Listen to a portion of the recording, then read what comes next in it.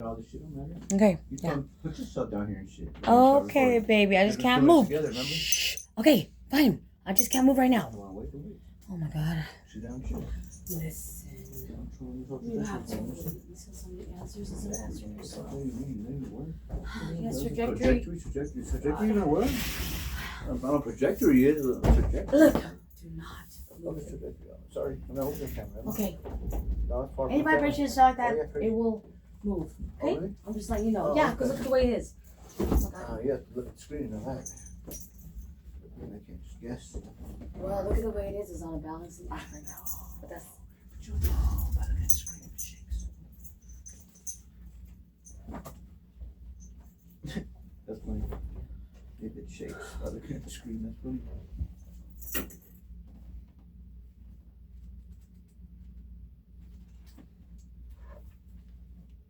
Missed me on that one. Bam. Come on, let's see. What? I have to go get my glasses. Every once in a while I can see some things, every once in a while I can't. That's what I'm saying. You know what I'm saying? But he says, motherfucker, come on, stop playing with it. Please do not consider move like the magic camera. or like extra power type Please shit. do not move the The camera. powers I'm getting right now Okay. are really like nothing that I Alright. asked for. It's more Alright. like I don't know where you put your fucking. Oh, I don't know where you put your glasses. I don't know. Check over there first. Over there first. Over there. Check over there first. The other glasses are not your relevant glasses. Check right there. Yeah. Oh, this will help me see though. Where that? Alright, check over there in the black case in the middle first. Are they there? Are they there? Yes, they are. Now come on. Thank you. Shh, relax. Come on.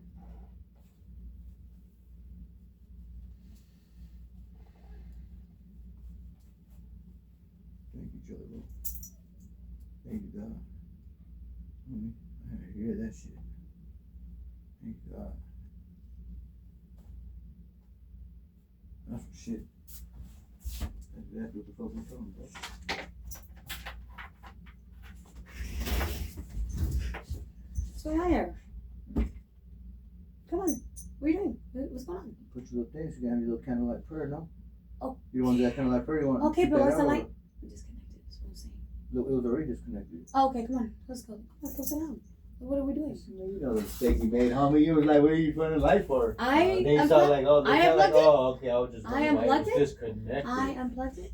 Yo, fuck yeah. It was just, when I walked over, it was already unplugged. Baby, I didn't disconnect. You didn't notice it was already disconnected? No, I didn't. I just noticed it right now. Oh, okay. So what are we doing now? Come on. I am sitting down. Okay. You did a candlelight thing, right? I don't know. You're still looking things up, and I don't know what you're doing. Alright.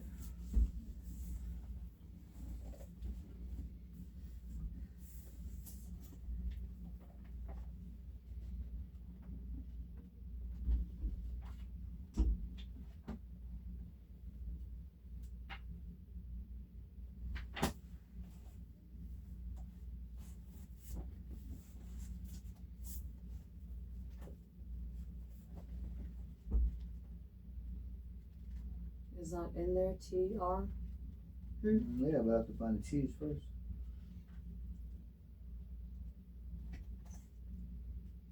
It's coming. TR. Trajectory is either TRE or TRA. Maria, let me figure that out for myself. You want me to move faster? I didn't tell you to Put move some faster. meth in me. I just said TRA or TRE. I didn't say you to move faster. I'm not even taking the book from your hand, so stop talking. Trying to find the J's, home. There's a J in there, right? Mm-hmm. Okay. You looking about something in trajectory. Why are you so scared? Because you hit my hand. Oh my God, I swear. Did you not see that? No, I mean your hand was right there, but I don't think I thought you moved it fast enough. You know what I mean? A curved path as of a projectile, comet, or planet.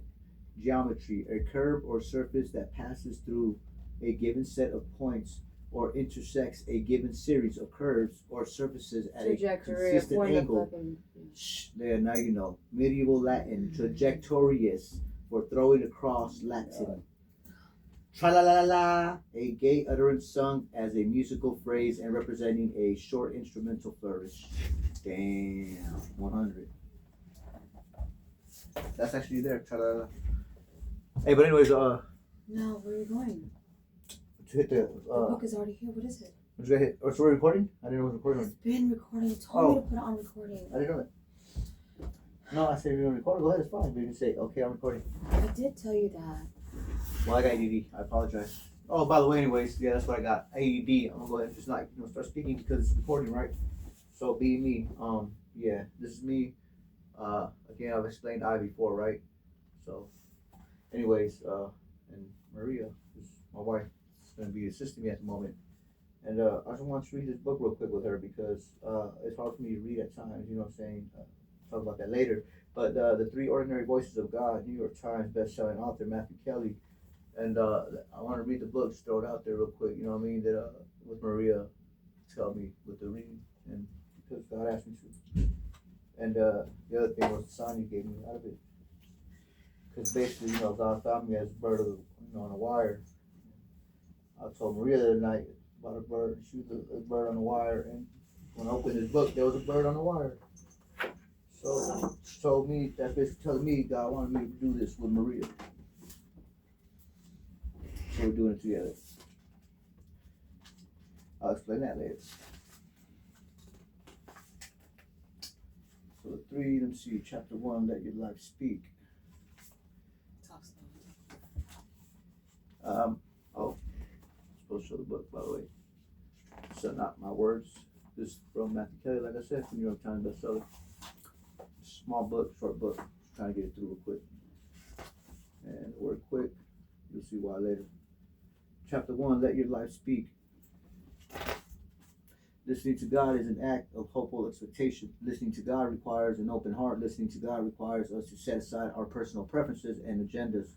Listening to God involves letting go of our stubborn and prideful desires to do whatever we want. Listening to God requires humility. Listening to God is an act of surrender. Will you listen? Mm-hmm. Chapter 1, let your life speak. It's possible to mislive your life. I must warn you to begin. I am compelled to tell you something terrifying. We all have fears, but most of us aren't terrified of what should petrify us. I'm afraid of dogs. I was brutally attacked by a German Shepherd when I was a child. I'm a little afraid of flying. Never was before I had children. And I'm afraid of sharks when I swim in the ocean.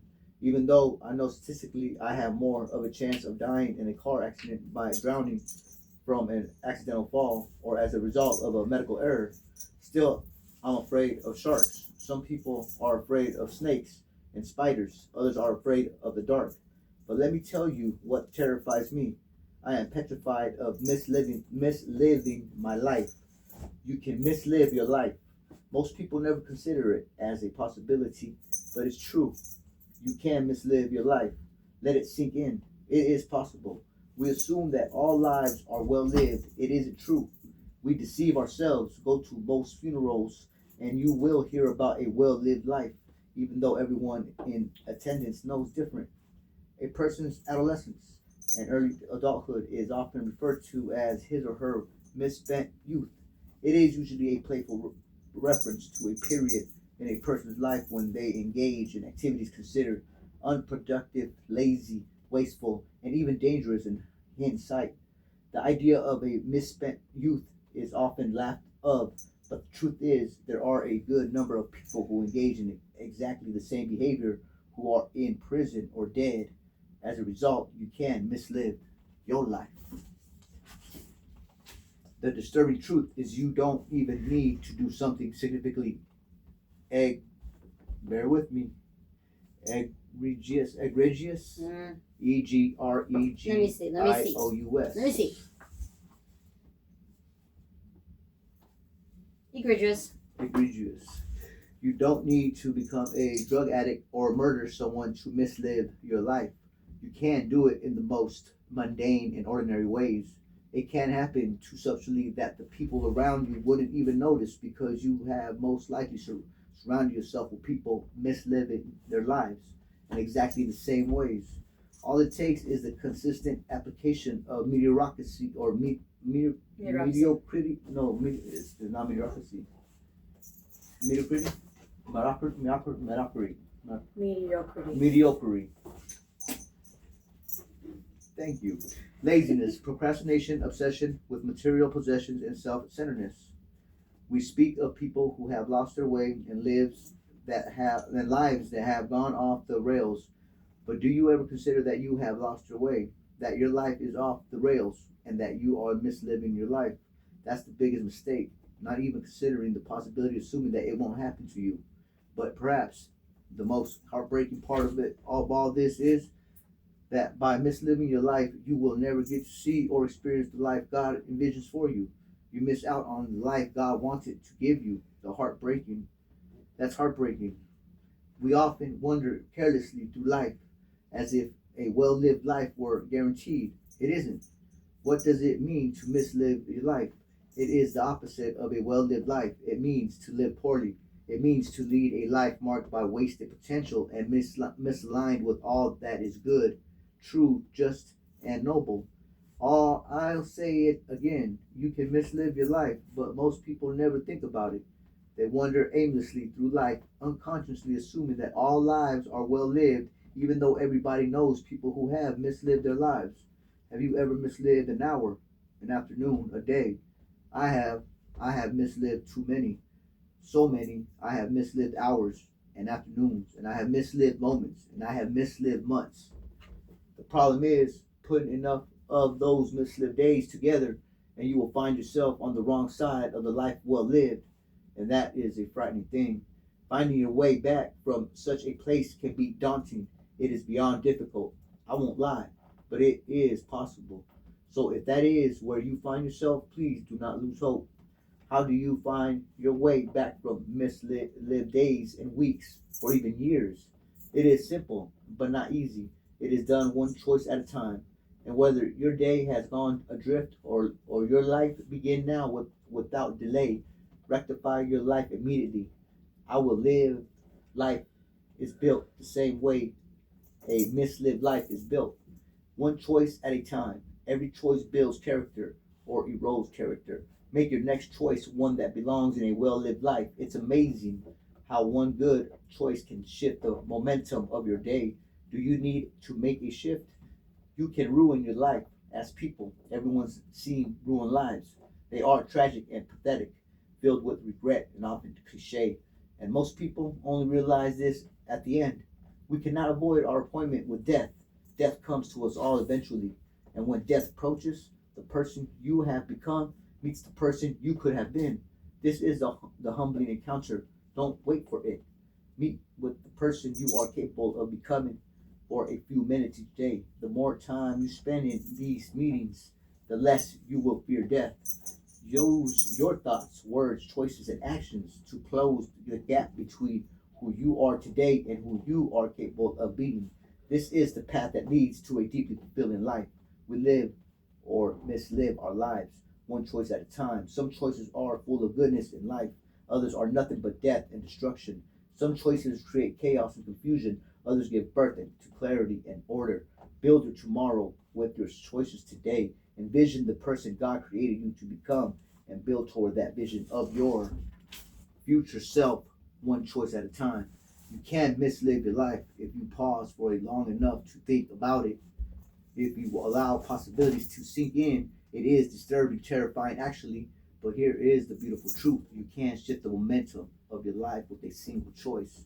The choice to listen to the voice of God is such a choice. Decide here and now, today, to open your heart and listen to the three ordinary voices of God. If you do, I promise God will use the needs, talents, and desires He created you with to fill your life with passion and purpose. Let your life speak. 800 years ago, St. Francis of Assisi wrote, "Preach the gospel at all times, and only when necessary use words." 400 years later, this was no doubt the inspiration of George Fox, the founder of the Quaker movement, when he wrote, "Let your life preach." This saying he has evolved over the past 400 years into "Let your life speak." Let your life speak implies that your life might not speak. That isn't the case. The truth is this: you don't have a choice. Your life speaks whether you let it or not. Your actions speak and your inactions speak. The only choice you have in this matter surrounds the question: what is your life saying to the world? Is your life whispering wisdom to the world, or is your life cursing at the world and everyone in it? Is your life the holy ranting of a prophet? Is your life a praising of the goodness of others or gossiping about them behind their backs? If you had to summarize what your life is saying in one word, what word would you say? Would you use? Love, generosity, thoughtful, responsible, irresponsible, light, dark, righteousness, sarcastic, hypocritical, degenerate, goodness, kindness, selfish, thoughtless, careless, anxious, depressed, truth, beauty, wisdom. Your life is speaking. At work, people have reputations. He is always late. She is always helpful. She is always the first to leave. He's a genius. He is such a hard worker. She is so committed. He can't be serious. The list goes on. Everybody has a personal brand at work. Some are squared intentionally, most by default. How would the people who know you will describe you? What would they say?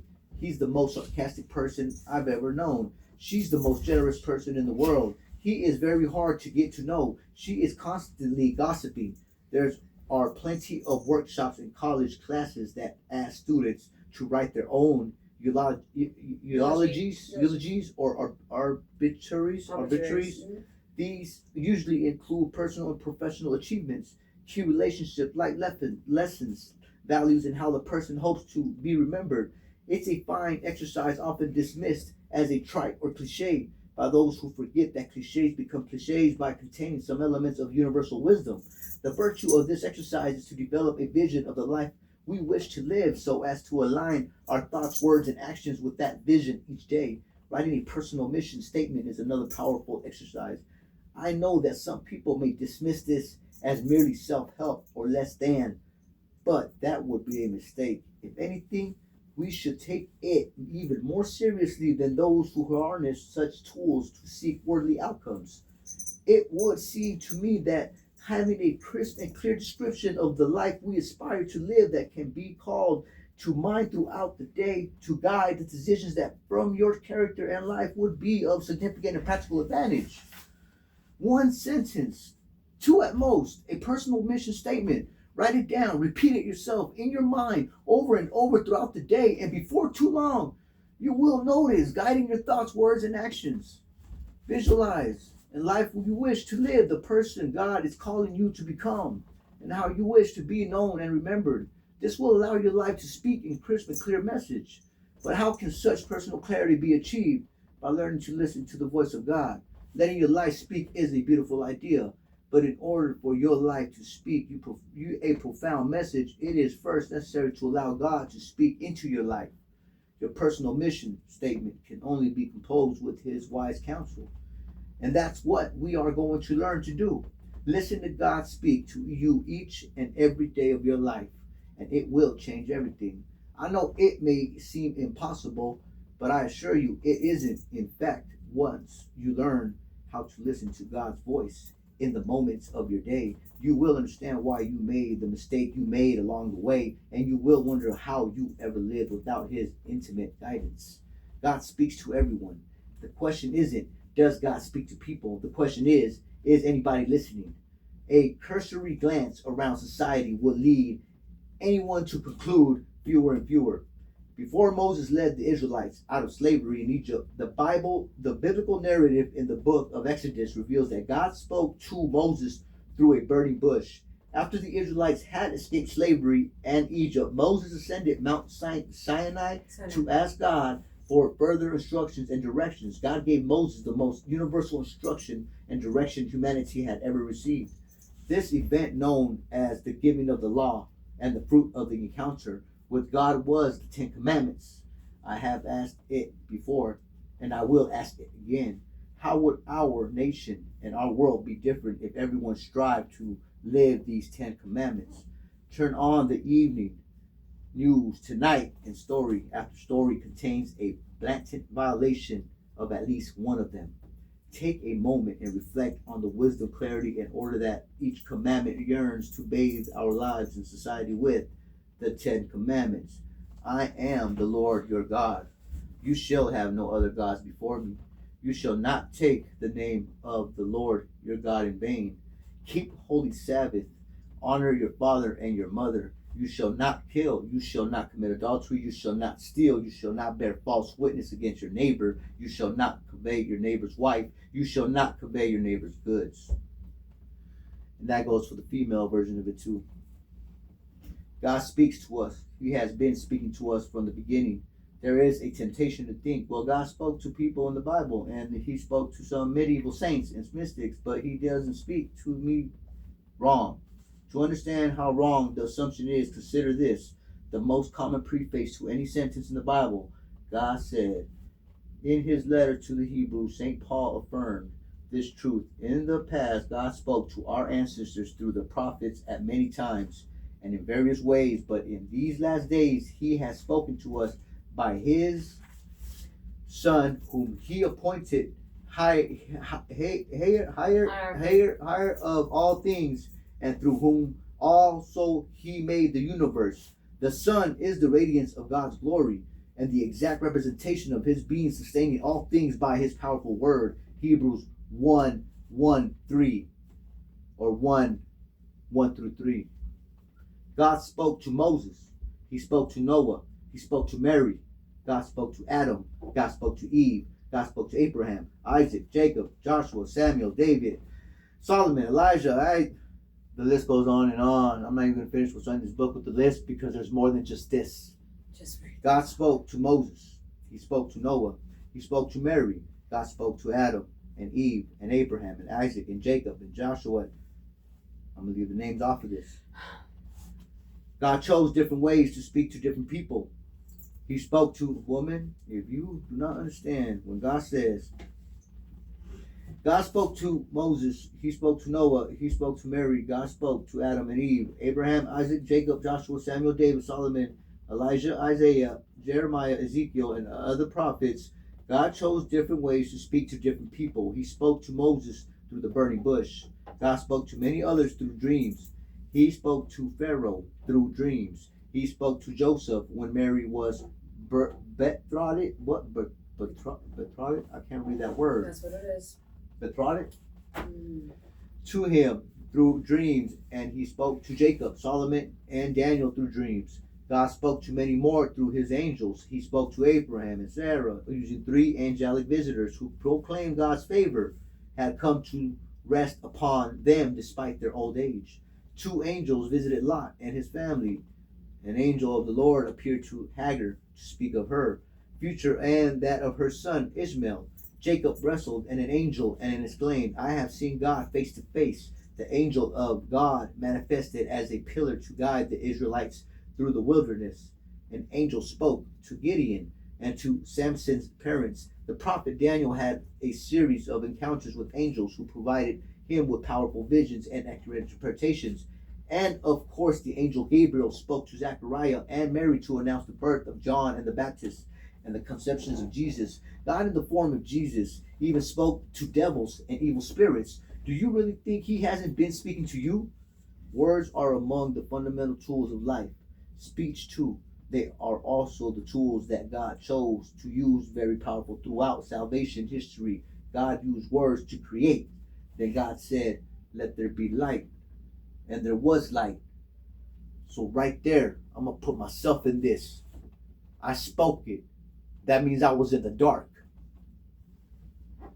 And God saw the light, that it was good. Genesis 1:3. Then God said, let the waters under the heavens be gathered together into one place, and let the dry land appear. And it was so. Genesis 1:9. And of course, Jesus himself is referred to as the Word. Don't worry, yes, I got you. I know you want to look that up, so I threw that in there. It was already in there, but you do. Divine revelation is the direct communication of truth to humanity. We believe God has most fully revealed himself to us through Jesus Christ, the Alpha and the Omega of the Word of God incarnate. The divine revelation takes 2 forms, scripture and tradition. Both are an integral part of revelation, and God speaks to us through both. God is the ultimate Father, desperate to speak with his children. He wants to lead and guide us, console and comfort us, coach and protect us, be at our side when things are amazing, and cling to your side when our world seemed to be crushing in upon us. That was my cue. You're next. Thank you, by the way. That's the way God wants me to say it with such aggression. Our God infuses us with compassion that can put an end to hate, with generosity that can eradicate greed, and with the wisdom and courage to put our fears and sorrows in their rightful place. Most people have never met this kind of earthly father or heavenly father, and it is past time we did something about it. And of course, God speaks to us through the woman he chose to be the mother of his son. In 1531, Mary, the Mother of God, appeared as a young woman to an indigenous peasant named Juan Diego. She asked him to build a church, but that seemed impossible to him. Mary continued to appear to him on December 12th. She instructed him to gather roses from a hillside and present them to the bishop as a sign. Juan Diego gathered the roses in an old tilma. When he later unfolded the cloak for the bishop, a stunning image miraculously appeared on the tilma. It was an image of Mary, known today as Our Lady of Guadalupe, Queen of Mexico, and patroness of the Americanas. The tilma has been examined several times by scientists, and all manner of miracles have been discovered. You can view the tilma in Mexico City, where 20 million people visited last year. In 1858, Mary appeared to a young peasant girl named Bernadette near a grotto in Lourdes, France. She came as God's messenger. It has been a place of faith and healing ever since. More than 200 million pilgrims have visited Lourdes since Mary first appeared to Bernadette. In 1917, Mary appeared to three young shepherd children in Fatima, Portugal. The children had many conversations with Mary, during which she visited them to pray for all those who are lost and suffering in the world. She also performed miracles for everyone present to see, most notable the miracle of the sun, which is witnessed by more than 70,000 people and reported in dozens of secular newspapers around the world. 5 million people visited Fatima each year, yearning to be close to Jesus and his mother. God is constantly communicating with humanity. The question remains, are we listening? God speaks to us through the scriptures, the sacraments, tradition, other people, situations and circumstances, dreams, visions, apparitions, and prophecy. Sometimes he speaks to us through our emotions and intuition, through our pain and suffering, and as we will soon discover, God speaks to every single person every single day using three ordinary voices, needs, talents, and desires. He speaks to us in the depths of our souls. God goes to heroic lengths to guide, warn, coach, and direct his children, not just in the past, but here and now today. More than that, it seems that God will use any and all means necessary to get the message through to us. The Old Testament records God speaking through a burning bush, a thick cloud, and a gentle whisper. But that's all in the past. This is your moment. Here and now, you are standing at the crossroads of your life, and our God loves free will. So, you get to choose. When Moses was about to die, he said to Joshua and the people of Israel, I set before you today life and prosperity, death and adversity. Moses couldn't choose for Joshua any more than God could choose for Moses. Will you choose life and prosperity or death and adversity? How will you know which path leads to life and prosperity and which path leads to death and adversity? Great question. Glad you asked it. You will know by listening to the voice of God, by allowing the God of all creation to speak upon the moments and circumstances of your life. There's a 13-year-old girl on the other side of town, and she's in danger. Her father knows that she's in danger, but she won't answer her phone. That father is desperate to get a hold of his daughter. Imagine his anguish. There's a 35-year-old man about to make the first decision of his life. His father knows that his son is thinking of doing, and he is desperate to talk to his son. Help him to see the mistake he is about to make, and the tsunami of consequences one stupid choice can set in motion, but his son won't accept any of his invitations. The father's anguish is monumental. You're the 13-year-old girl thinking of doing something that will alter her life in ways she cannot begin to imagine. It will reshape in how she thinks about herself. It will change the way she speaks to herself and it will impact her mental health and her physical health. But she is too young to see any of that. God's equipped her with a gentle voice within. It is a voice of goodness and wisdom, and is the voice that her father, Right here now. God, desperately hopes she will listen to tonight. God is ultimate Father who yearns to speak into the lives of his children. He will go to unfathomable lengths to communicate with us. Do you really think he's not going to speak to you? God and Father yearns deeply to communicate with you. He is a Father who wants good things for you more than you want them for yourself. Will you pause the insanity of your life for a few moments each day and listen to him? 3 voices. A simple introduction. There will be some who will persist in the God doesn't speak to me attitude, just as there are people who persist in the I have no talents attitude. And even they clearly have the ability to make a huge difference in other people's lives, and that is an extraordinary talent. The title of this book refers to the 3 ordinary voices of God. They are so ordinary in the same that we encounter them in ordinary moments in our lives. But these 3 voices are ordinary, like people are ordinary. There is no such thing. C.S. Lewis observed, there are no ordinary people. They just never talk to a mere mortal. Nations, cultures, arts, civilizations, these are mortals. And their life is to ours as our life is of a gnat. But it is immortals whom we joke with, work with, marry, snub, and exploit, immortal horrors of everlasting splendors. There is no such thing as an ordinary person, and there is no such thing as an ordinary voice of God. And when God speaks is a gift of inestimable value. One of the many things that makes our faith astounding is found in the reality that God has made himself known to us, not as a distant, anonymous, unknown God, but as an intimate God who yearns to share every triumph and tragedy in our lives together, and even more so in our mundane daily routes and rituals. This is where we find the 3 ordinary voices most active. These voices are the need, your desire, and talent. God created you with these. If you don't eat, you will die. And so, in a loving and astounding practical way, when you hear the call of legitimate need, you hear the gentle voice of God guiding you. God has endowed you with certain talents. They are different in aggregate than those he has endowed your sister, best friends, or parents. He has given you talent to equip you to carry out the mission he envisioned for you before the beginning of time. He speaks to you through those talents at each stage of your life. God has planted the roaring flame of desire within you. It can be harnessed and accomplished with many experiences, many things. But as we will discover, the more we listen to the voice of desire, the more we become to understand that we have one desire that reigns above all others. These 3 voices will teach us many things, but first and foremost, they will demonstrate that God speaks to you. And the more we listen and understand how God speaks through us, our needs, talents, and desires, the more we will understand that he has been speaking to us our whole lives.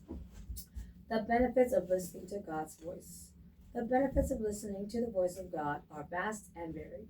Direction and wise counsel, peace and comfort, spiritual growth, empowerment to serve, union with God, and growing awareness of the God's presence throughout the day, to name a few.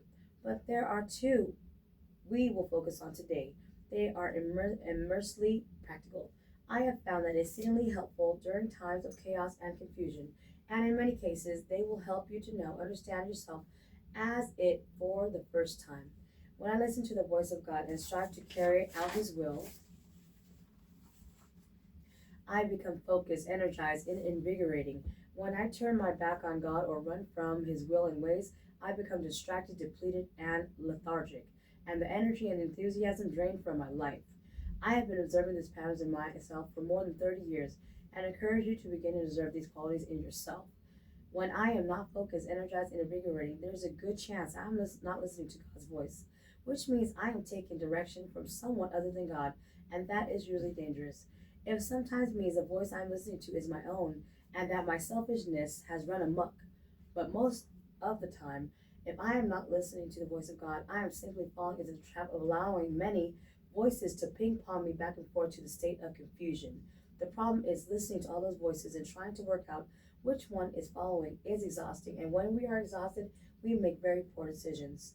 The benefits of listening to God's voice is your life versus listening to a bunch of people who know almost nothing about nothing should be obvious. But when we get caught up in the speed and noise of the world, we get distorted and start to think that those people are experts. They aren't. God is an expert on you and your life.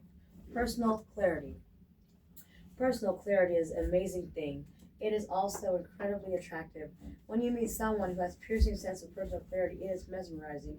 So let's explore one of the most astounding and practical benefits of listening to God's voice. Personal clarity. What is personal clarity? Personal clarity is a spiritual state of awareness that allows you to see clearly who you are, what you're here for, and what matters most, and what doesn't matter at all. This clarity comes from collaborating with God to firmly establish your priorities, values, and your goals. When we are living in a state of personal clarity, we're able to lay our heads on a pillow at night knowing that who we are, where we are, and what we're doing makes sense, and that is no small thing. Most people's lives don't make sense to them. Most people live anxiously in clouds of confusion. Most people have very little personal clarity. Most people make it very little effort to listen to the voice of God in their lives, and sadly, tragically, most people have never been taught how to escape or step beyond these miserable and stressful states. This book is designed to help liberate you from a life that doesn't make sense to you by helping you acquire the staggering personal clarity that comes from learning how to listen to the voice of God. People with great personal clarity have taken time to answer 5 of life's biggest questions. We all wrestle with 5 questions throughout our lives, and these are it. Who am I? What am I here for? Where am I going? What matters most? What matters the least? The simple answers to the questions are: who am I? A child of God, uniquely and wonderfully made. What am I here for? You're here to love God and neighbor. God has assigned you a specific mission, and that will allow you to accomplish all this while the same thing becoming that He created you to be. Where am I going? You are a pilgrim. All pilgrimages are sacred journeys to sacred destinations. Your destination is God in heaven for eternity. What matters most? People were made to be loved and things were made to be used. You are not here to solve problems. The problems are here to make you holy. Who you become is infinitely more important than what you do, how, accomplish, or buy. What matters least? Anything that becomes an obstacle between you and God, you and loving others, or you and God-given mission. As you develop clear and concise answers to these questions, you get really, really good at something most people on the planet are really, really bad at: saying no. Learn to say no to anyone and anything that stands between you and God plans for life is crucial life skill. It makes sense, but most people have never been taught this. Learn to say no to anything and everything that is too small for you. The result, you become decisive. There is no small thing. This is the beginning of becoming a great decision maker. God has many dreams for you, and one of those dreams is for you to become a phenomenal decision maker. Listening to the voice of God leads to personal clarity, and personal clarity leads to great decisions. Personal clarity is a beautiful thing. It will change every aspect of your life. The techniques in this book will help you develop it, but everything begins with prayer. So I encourage you to speak to God to give clear personal clarity and remind you of one of Jesus' promises. Ask and it will be given to you. Seek and you will find it. Knock on the door and you will be opened for you. For everyone who asks will receive. The one who seeks finds, and the one who knocks, the door will be opened. When was the last time you really asked, sought, knocked? It's time to ask God to flood your heart, mind, soul with personal clarity. Clarity leads to engagement. Yeah, read that. Can I read that? We need more on this. We'll get edit. But we're gonna have to stop a little bit soon because it's gonna start. Yeah, no, I was actually gonna tell you that. As a matter of fact, we're actually gonna go this right here. This part right here is going to be Well, read the end of that.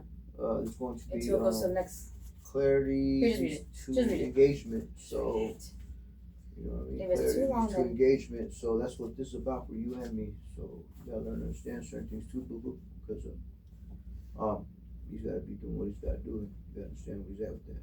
It is impossible to be disengaged and happy. We encounter disengaged people every day. Most of the time, they don't understand the true purpose or value of what they are doing.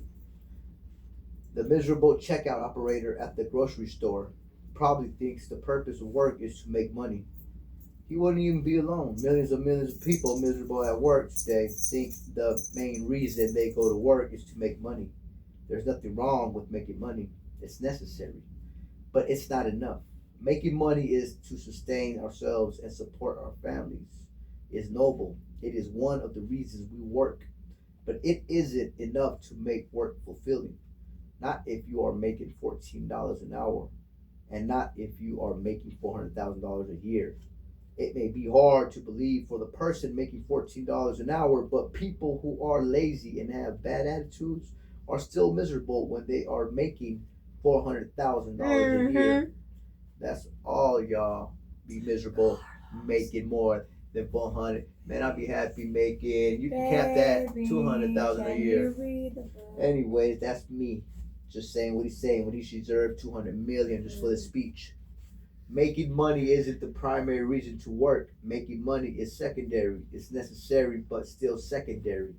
The primary purpose of work is that it helps you become a better version of yourself. Working hard, striving for excellence, paying attention to the details of your work, and serving other people joyfully transforms you into a better human being. The primary value of work is that it helps you develop character, and character is destiny. The character of someone who refuses to work hard, settles for mediocrity in everything, neglects the details of his work, and